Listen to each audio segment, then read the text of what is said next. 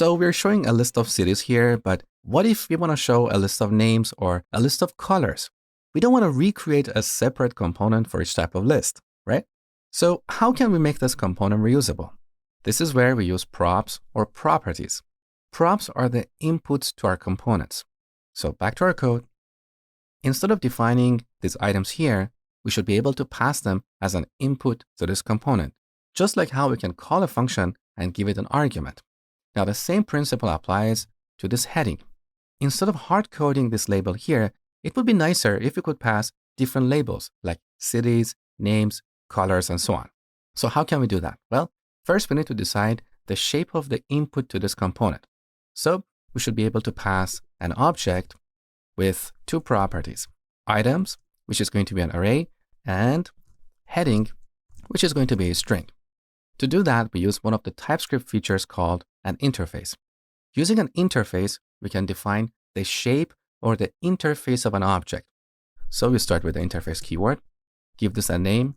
By convention, we use props, but some people prefer to prefix it with the name of the component. So list, group, props. Either way works. I prefer a shorter name. Now here in braces, we define various properties and their types. So we want to have items, which is going to be an array of strings, so string array, and heading, which is going to be a string. So once again, we're using type annotation to specify the type of various properties, okay? Now, we don't need this comment anymore. Next, we give this function a parameter called props of type props. Now, if we go back to our app component, we have two compilation errors saying type is missing the following properties from type props, items, and heading. So the TypeScript compiler is saying that this component expects two properties, which are items and heading. We have not specified them. This is yet another benefit of using TypeScript. So the TypeScript compiler is reminding us that we have forgotten to pass these props.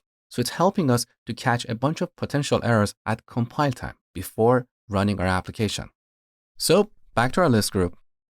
I'm going to grab the list of items and move it to the app component.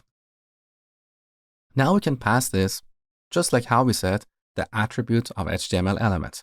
So we set items to, we add braces so we can reference this variable. Now similarly, we should also set the heading to cities.